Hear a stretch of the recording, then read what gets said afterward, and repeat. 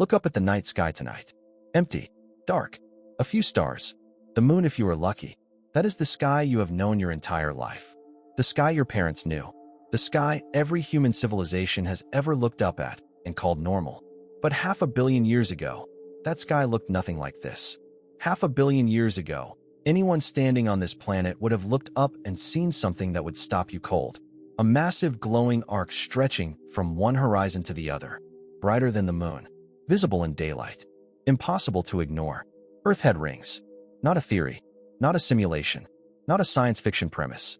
Actual peer-reviewed scientific research published in 2024 now suggests this planet, your planet, once had a ring system. And those rings did not just sit there looking beautiful. They blocked sunlight. They triggered an ice age. And they may have directly caused one of the worst mass extinction events in the history of life on Earth. 85% of all marine species. Gone. And for most of human history, nobody told us. The story starts not with a telescope pointed at the sky, but with a hammer pointed at the ground. Geologists studying ancient limestone formations from the Ordovician period, rocks laid down roughly 466 million years ago, kept finding something they could not explain. Scattered across the planet, in rock formations from every continent, there was a sudden spike in chemical elements associated with meteorites, specifically a type called L-chondrites. The spike was not subtle. In some locations, the concentration jumped between 100 and 1,000 times the normal background level. Something had bombarded this planet with an extraordinary amount of space rock right around 466 million years ago. The explanation scientists settled on for decades was straightforward. Somewhere in the asteroid belt, a large parent body had broken apart. The debris scattered through the inner solar system. Some of it hit Earth, leaving behind these chemical traces and a scattering of impact craters. Simple, logical, accepted. Until 2024, when a geologist named Andy Tompkins at Monash University in Australia looked more carefully at where exactly those craters were. Tompkins and his team analyzed 21 confirmed impact craters from this period. Then they did something nobody had done before. They used tectonic plate reconstruction models to wind the clock back 466 million years and calculate where each of those impact sites would have been located on the ancient Earth. What they found was not a random global distribution. What they found was a pattern so precise it immediately ruled out random asteroid debris. Every single one of those 21 craters, all 21, fell within 30 degrees of where the equator would have been at that time. 21 impacts, all clustered in a narrow band around the ancient equator. The odds of that happening by pure chance from random asteroid belt debris? 1 in 25 million.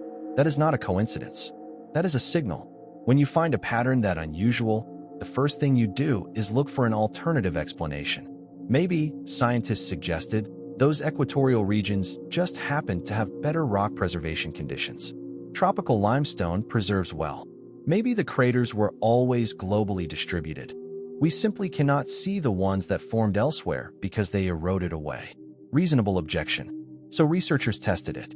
They compared the Ordovician crater distribution to modern impact craters from the last 40 million years, a period with no proposed ring system. If preservation bias was the explanation, you would expect modern craters to show some clustering too. Certain regions preserve better than others regardless of era. Modern craters showed no clustering. They were distributed exactly as you would expect from random space debris, spread across the planet without any preference for latitude.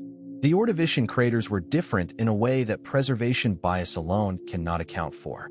Then researchers looked at Mars and the Moon.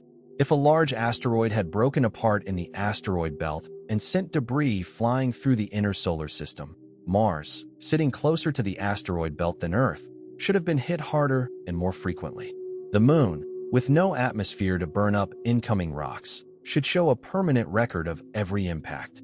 Neither Mars nor the Moon showed any spike in impacts during this period.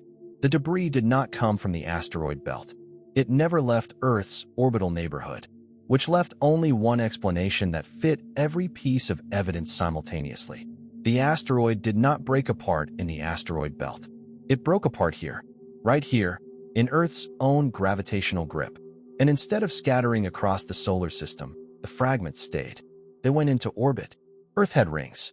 Understanding how a solid asteroid becomes a ring system requires understanding one of the most important concepts in orbital mechanics, the Roche limit. As any large object approaches a planet, gravity does not pull on it evenly. The side facing the planet gets pulled harder than the side facing away. This difference, called tidal force, is the same phenomenon that causes our oceans to bulge toward the moon and create tides. For most objects, their own internal gravity is strong enough to hold them together against these tidal forces. But get close enough to a planet, and the tidal forces eventually overwhelm internal gravity. The object does not just crack, it comes apart completely, pulled into pieces by the planet's own gravitational grip. The distance at which this happens is the Roche limit. For a solid rocky body approaching Earth, the Roche limit sits roughly 3,100 kilometers above the surface. For a loosely bound rubble pile, which many asteroids are, it extends further out, around 15,800 kilometers up. So 466 million years ago, a large L-chondrite asteroid drifted too close. Earth's gravity tore it apart before it could hit the surface. The fragments did not fall. They had enough sideways momentum to stay in orbit. And over thousands of years, those fragments began colliding with each other, transferring momentum, gradually shifting from chaotic elliptical paths into something more circular and stable. Earth is not a perfect sphere. It bulges slightly at the equator, about 43 kilometers wider across the middle than from pole to pole. That equatorial bulge creates an asymmetric gravitational field that slowly pulls orbiting debris into alignment with the equatorial plane. Over time, the rings settled, a flat disk of rocky debris encircling the planet along its equator. Not ice like Saturn. Rock. Pale, dusty, silicate rock. Less reflective, but no less real. Standing on Earth 466 million years ago, no humans existed yet. But imagine you could. The sky would be unrecognizable. At the equator, the rings would appear as a thin, bright line cutting straight across the sky from horizon to horizon. Dramatic, but narrow. You are looking at the ring's edge on from directly below. Move 20 to 30 degrees north or south of the equator, and the view changes entirely. The rings rise above the horizon and spread across the sky in their full width, a pale glowing arc dominating the skyline day and night. Not the brilliant white of Saturn's ice rings. Something more like a dusty, luminous band, present, unmistakable, permanent. At night, the rings would scatter light from the sunlit side of the planet onto the dark side, a phenomenon called ring shine. In the mid-latitudes, nights would never be fully dark. The rings would glow brighter than the moon. The moon itself would fade into the background. At the poles, the rings would barely be visible, just a faint glow hugging the horizon like a permanent false dawn. And during certain orbital alignments, the rings would cast a shadow across parts of Earth's surface, a strange daytime dimming, as though the sky were switching off. Ancient ecosystems living under those shadows would have experienced something no life on Earth experiences today. Regular, predictable darkening. Not night, something else entirely. A world that looked nothing like home. Here is where the hidden history becomes genuinely disturbing. Between 463 and 444 million years ago, right in the middle of the period when Earth's rings would have been active, something catastrophic happened to life on this planet. Global temperatures dropped by 8 to 10 degrees Celsius. Ice sheets expanded across the continents. Sea levels fell dramatically as water locked up in glaciers. And marine ecosystems, which at this point in Earth's history contained virtually all complex life on the planet, collapsed. 85% of all marine species went extinct. This event is called the Late Ordovician mass extinction. It is the second largest extinction event in Earth's history, surpassed only by the Permian extinction that would come 200 million years later and kill 96% of all species. Scientists have long understood that a severe glaciation triggered this extinction. What they could not fully explain was why. The atmosphere at this time contained far more CO2 than today, conditions that should have produced a warm greenhouse climate, not an ice age. Tompkins proposes the rings as the missing piece. A disk of rocky debris encircling the planet along the equator would have blocked a significant portion of incoming sunlight from reaching the tropical regions, the zone that drives global heat distribution. Enough blockage, sustained over millions of years, could have overridden the greenhouse warming and cooled the planet into glaciation. The rings did not just decorate the sky. According to this research, they may have triggered an ice age. And that ice age killed 85% of life on Earth. The sky fell, and almost everything in the ocean died. No ring system lasts forever. Earth's rings disappeared after roughly 40 million years. We know this because the L chondrite spike in the geological record ends at that point. No more unusual meteorite chemistry. No more equatorial crater clustering. The rings were gone. Three forces dismantled them. First, orbital decay. Material orbiting below a certain altitude loses energy with every pass through the upper edges of Earth's atmosphere. Each orbit drops slightly lower. Eventually, the debris burns up as meteors or slams into the surface. From the ground, the sky would have appeared to be on fire near the equator, a constant stream of fireballs as the rings slowly rained down.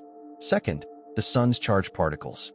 Solar wind constantly bombarded the ring material, stripping electrons and creating positively charged particles that Earth's magnetic field funneled into the upper atmosphere. Every particle that hit the atmosphere was lost from the rings permanently. Over millions of years, the rings slowly evaporated into light. Third, the moon. Every time the moon passed overhead, its gravity tugged on ring particles. For material at certain orbital distances, this happened repeatedly at the same point in each orbit, a phenomenon called orbital resonance. These repeated gravitational kicks destabilized particle paths, ejecting some outward into space and pulling others inward toward Earth.